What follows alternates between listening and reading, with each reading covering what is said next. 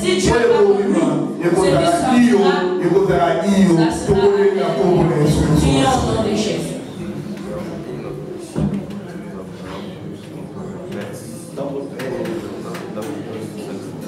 Père, tout passera sauf ta parole. Parle-moi,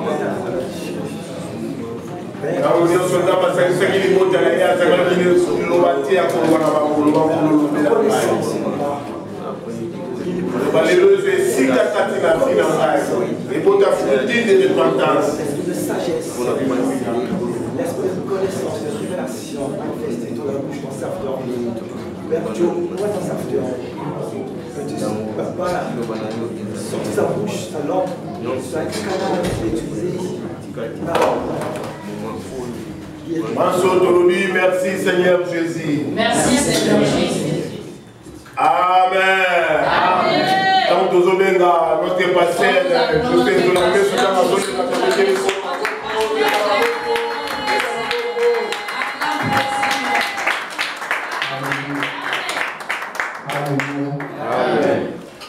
Comment tes disques je ressens, tes bienfaits sont trop grands.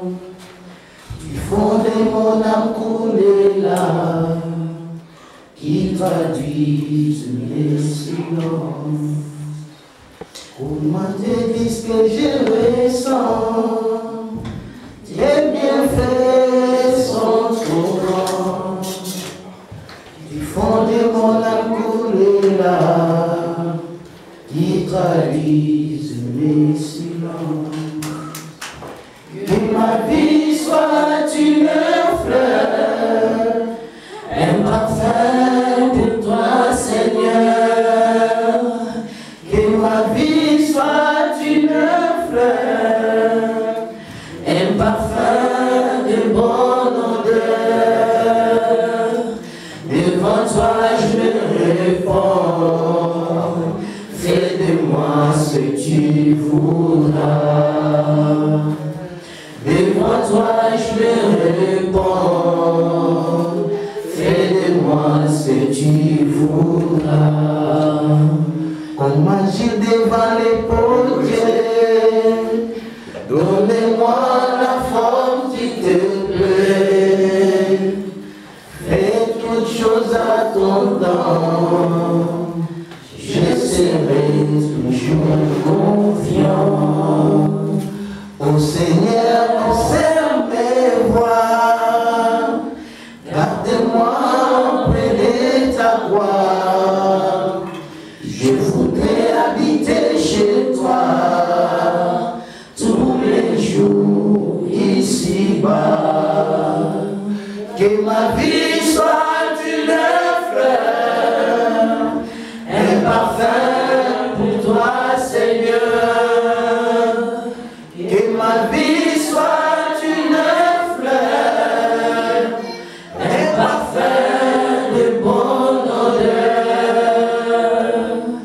Devant toi je me réponds, fais de moi ce que tu voudras. Seigneur, merci. Nous voici devant toi. Nous sommes comme Achille devant le potier.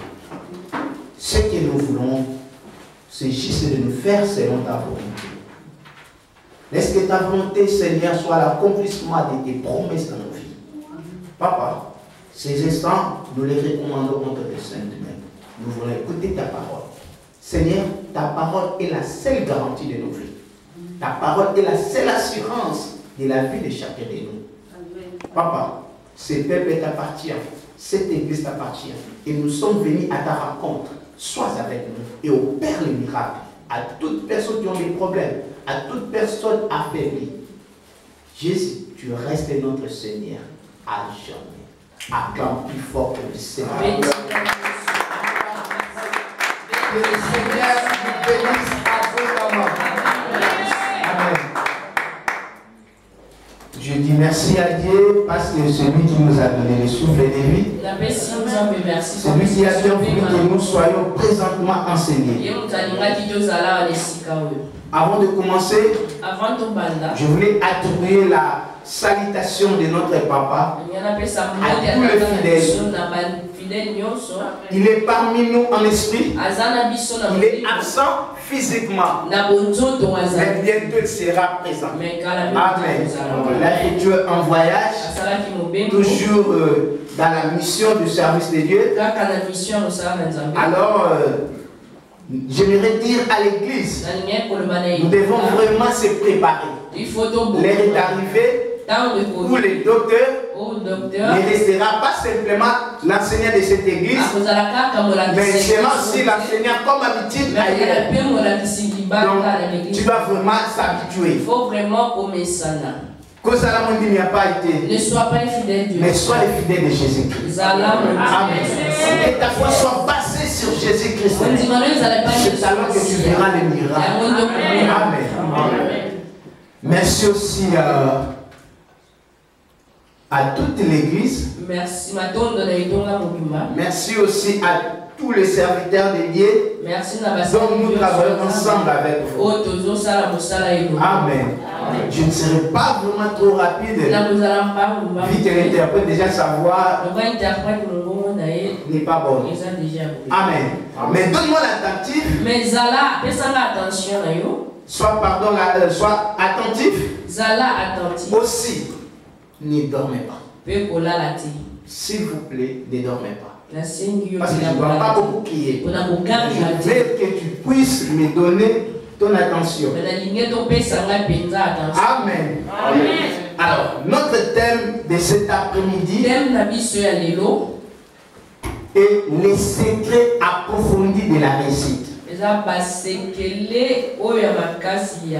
Les secrets approfondis de la réussite. Notez. Amen. Amen. Tenons-nous debout et nous allons lire la parole de Dieu.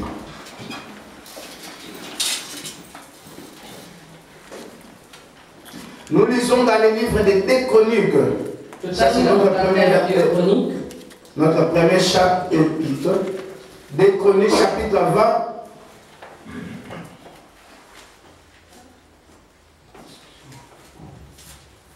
Des Chroniques, chapitre 20, verset 20.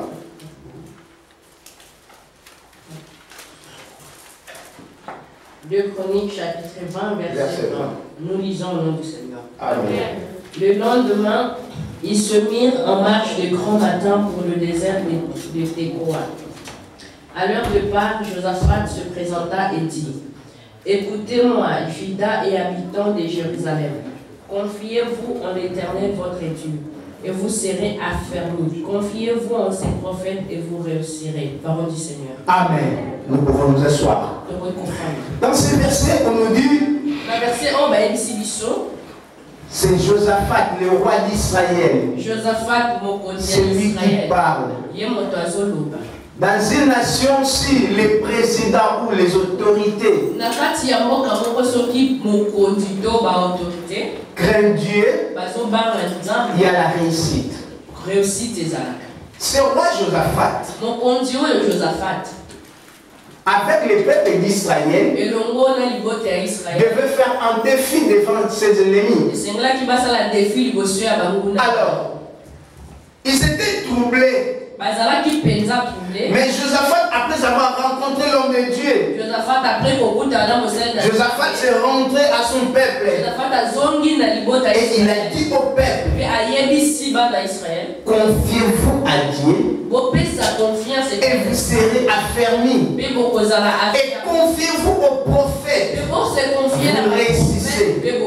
Ici, il y a des choses pour être affermi, pour être protégé, pour être en sécurité. Tu dois se confier à Dieu. Et pour réussir, là, on nous a dit qu'il faut se confier aux prophètes qui sont les hommes de Dieu. Ici, la parole de Dieu nous encourage que nous devons mettre notre confiance assidue à Dieu qui est notre Père. Malgré les circonstances, malgré les problèmes, malgré les adversités, nous devons se confier à Dieu. Laisse-moi te dire, Dieu connaît nos vies. Tout ce qui arrive dans nos vies, cela tient à la connaissance de Dieu. Amen. Voilà pourquoi devant les problèmes, la Bible nous rassure que nous devons avoir confiance à Dieu. Bien aimé, dans ce monde où nous sommes, il y aura toujours des difficultés, il y aura toujours des problèmes. Mais lorsque les problèmes arrivent, la Bible dit ceci: tournons nos regards vers l'Éternel. Parce que lorsqu'on tourne nos regards vers Dieu, on a des choix. Laisse-moi te dire que des problèmes qui arrivent dans ta vie, il ne faut jamais laisser la place que ces problèmes dominent ta vie. Il faut être toujours joyeux, quels que soient les problèmes. Mais toi, mets ta confiance à l'Éternel. Amen. La Bible nous dit ceci: recommande ton sort à l'Éternel et mets à lui toute ta confiance et il agira. Quand tu as les problèmes, mais il ne faut pas cacher ces problèmes. Le Seigneur a besoin de t'écouter. Tu as des problèmes. Au lieu de penser premièrement à Dieu, mais tu penses d'abord à peut-être à ton grand frère, parce qu'il a beaucoup de fortune, il a la richesse. En tenant compte que si tu parles ton problème devant ton grand frère, il va t'apporter la solution. Mais laisse-moi te dire, il y a des problèmes où l'homme ne peut jamais avoir la solution sans Dieu. Il y a des problèmes où tes pensées seront limitées. Alors toi, tu devais vraiment se confier à Dieu seul. Tes combats, si tu le confies à Dieu, Dieu sera ta protection. Quand on dit tu seras affermi, c'est-à-dire tu seras protégé. Tu seras sous contrôle de Dieu. Et Dieu lui-même combattra pour toi. Amen. Pourquoi tu as reçu Jésus? Tu as donné ta vie à Jésus afin que devant les difficultés, Jésus puisse te défendre.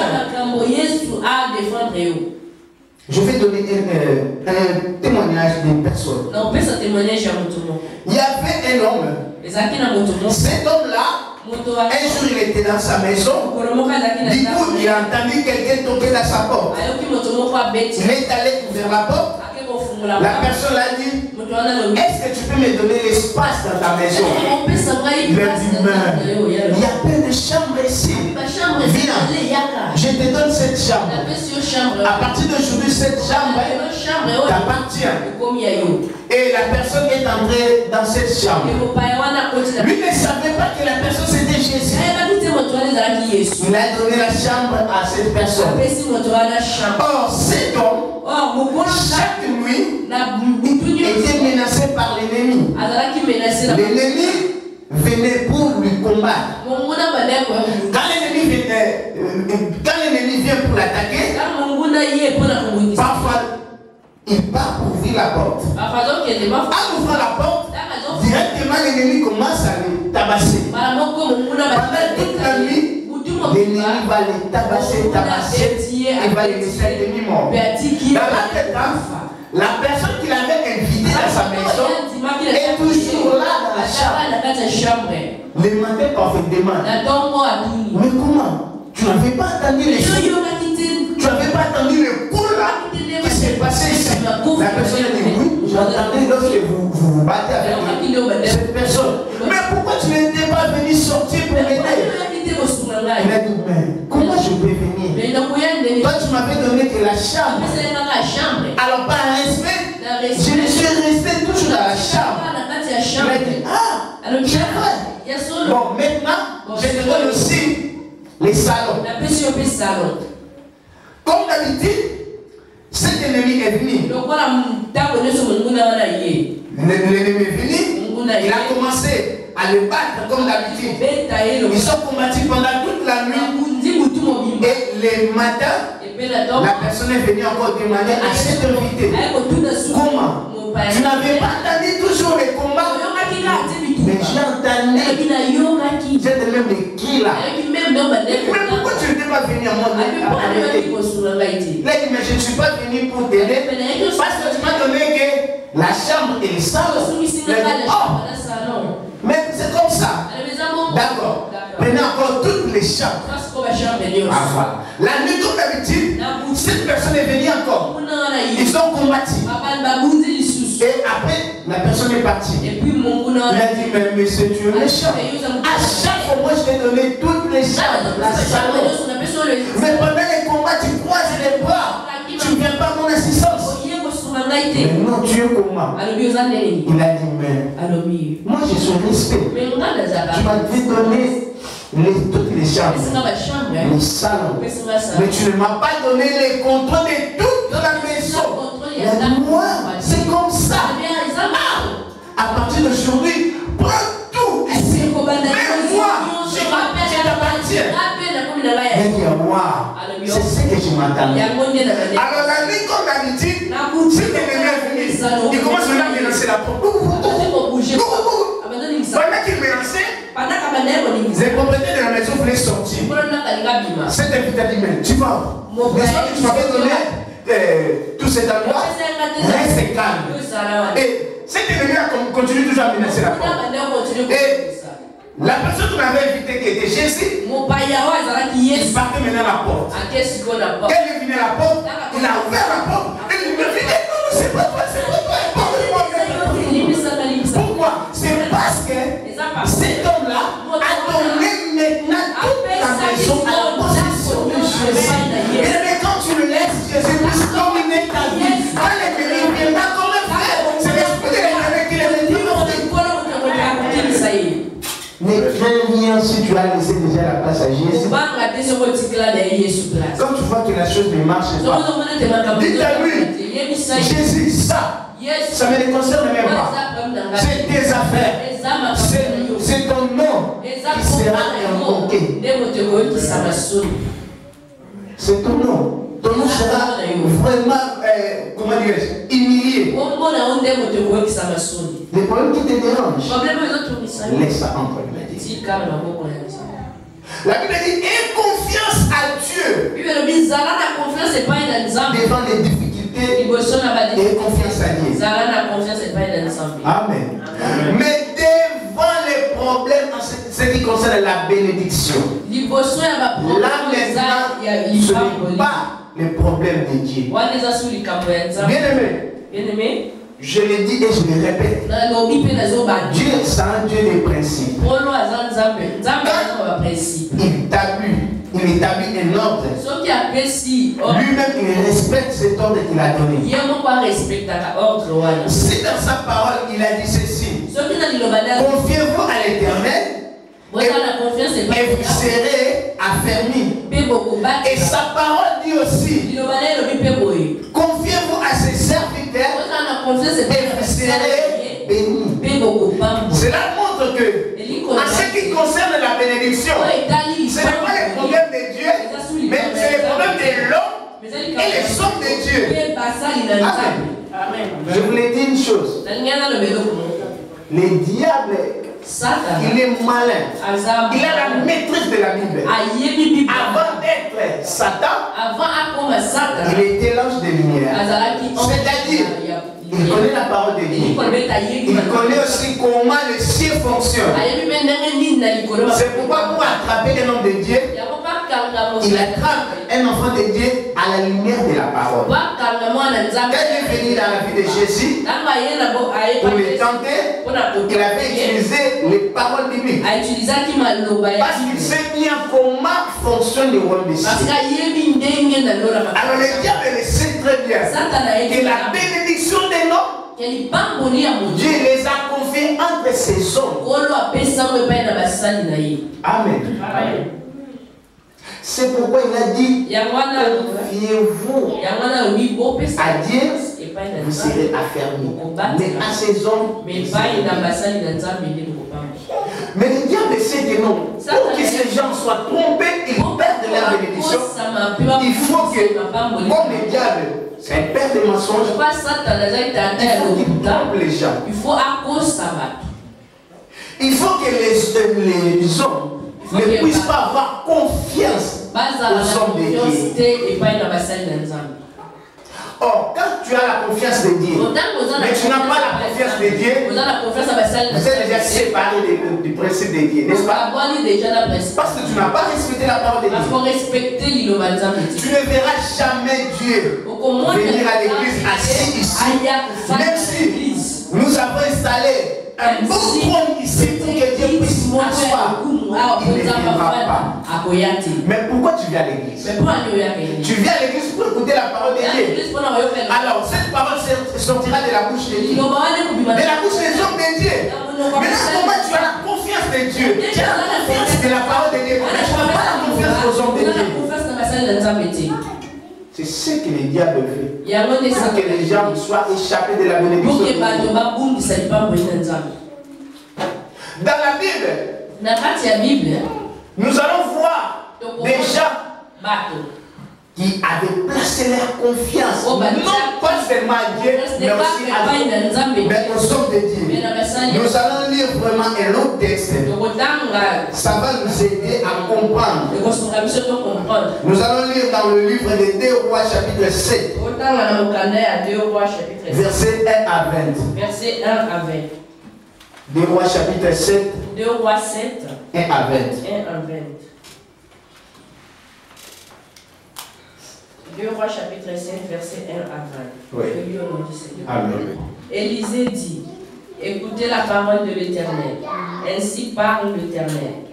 Demain à cette heure, on aura une mesure de fleurs de farine pour un cycle et 2 mesures d'orge pour un cycle à la porte de Samarie. L'officier sur la main duquel s'appuyait le roi répondit à l'homme de Dieu. Quand l'Éternel ferait de fenêtres au ciel, pareille chose arriverait-elle? Et Élisée dit, tu le verras de tes yeux, mais tu n'en mangeras point. Il y avait à l'entrée de la porte 4 lépreux qui se dirent l'un à l'autre. Quoi? Resterons-nous ici jusqu'à ce que nous mourions? Si nous songeons à rentrer dans la ville, la famille est dans la ville, et nous y mourrons. Et si nous restons ici, nous mourrons également. Allons-nous jeter dans le camp des Syriens? S'ils nous laissent vivre, nous vivrons, et s'ils nous font mourir, nous mourrons. Ils partirent donc au crépuscule pour se rendre au camp des Syriens. Et lorsqu'ils furent arrivés à l'entrée du camp des Syriens, voici, il n'y avait personne. Le Seigneur avait fait entendre dans le camp des Syriens un bruit de chars et un bruit de chevaux, le bruit d'une grande armée, et ils s'étaient dit l'un à l'autre. Voici le roi d'Israël a pris à sa solde contre nous, le roi des Essiens et le roi des Égyptiens pour venir nous attaquer. Et ils se levèrent et prirent la fuite au crépuscule, abandonnant leurs tentes, leurs chevaux et leurs ânes, le camp tel qu'il était, et ils s'enfuirent pour sauver leur vie. Les lépreux étant arrivés à l'entrée du camp, pénétrèrent dans une tente, mangèrent et burent, et en emportèrent de l'argent, de l'or et de vêtements qu'ils allèrent cacher. Ils revinrent, pénétrèrent dans une autre tente et en apportèrent des objets qu'ils allèrent cacher. Puis ils se dirent l'un à l'autre, nous n'agissons pas bien. Cette journée est une journée de bonnes nouvelles. Si nous gardons le silence et si nous attendons jusqu'à la lumière du matin, le châtiment nous atteindra. Venez maintenant et allons informer la maison du roi. Ils partirent et ils appelèrent les gardes de la porte de la ville, auxquels ils firent ce rapport. Nous sommes entrés dans le camp des Syriens, et voici, il n'y a personne. On n'y entend aucune voix d'homme. Il n'y a que des chevaux attachés et des ânes attachés, et les tentes comme elles étaient. Les gardes de la porte crièrent, et ils transmirent ce rapport à l'intérieur de la maison du roi. Le roi se leva de nuit et il dit à ses serviteurs, « Je veux vous communiquer ce que nous font les Syriens. Comme ils savent que nous sommes affamés, ils ont quitté le camp pour se cacher dans les champs. Et ils se sont dit, quand ils sortiront de la ville, nous les saisirons vivants et nous entrerons dans la ville. » L'un des serviteurs du roi répondit, « Que l'on prenne 5 des chevaux qui restent encore dans la ville, et ils sont comme toute la multitude d'Israël qui y est restée.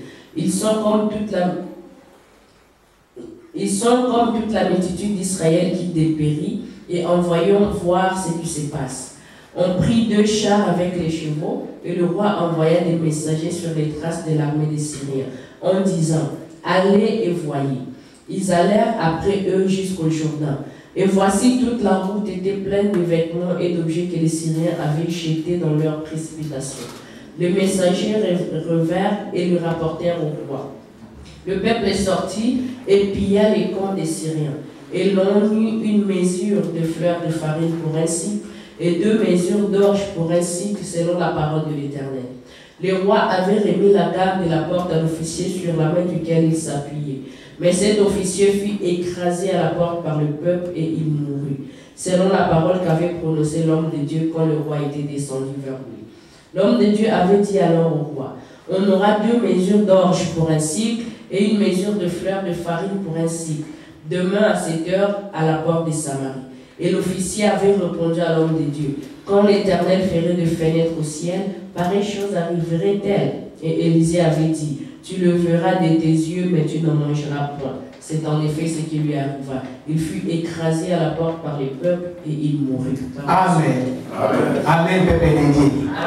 Ici, on nous relate une histoire qui est passée en Israël. En Israël, il y avait la famine. La famine avait frappé l'Israël. Pas seulement la famine, mais il y avait aussi la guerre entre Israël et la Syrie. La Samarie devait combattre son ennemi, la Syrie. Alors pendant la guerre, il y a toujours la crise économique. Ce peuple souffrait. Il n'y avait même pas mangé. À tel point que les gens ont commencé à se bouffer ou se manger entre eux.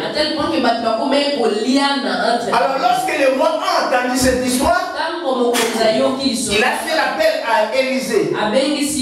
Il a dit, mais ça, c'est Élisée qui a commis ce problème pour que la famine nous frappe. Alors Élisée est venu, le prophète. Il a entendu ce que le roi avait dit. Et écoutez maintenant ce que Élisée avait dit. Il a dit demain à 7 heures. Ici, ce n'est pas Dieu qui parle, mais c'est l'homme de Dieu, le prophète. Je voulais dire à quelqu'un,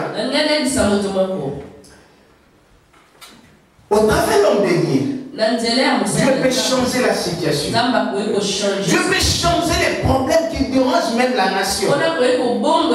Dieu peut changer même les difficultés qui ont persisté il y a longtemps. Alors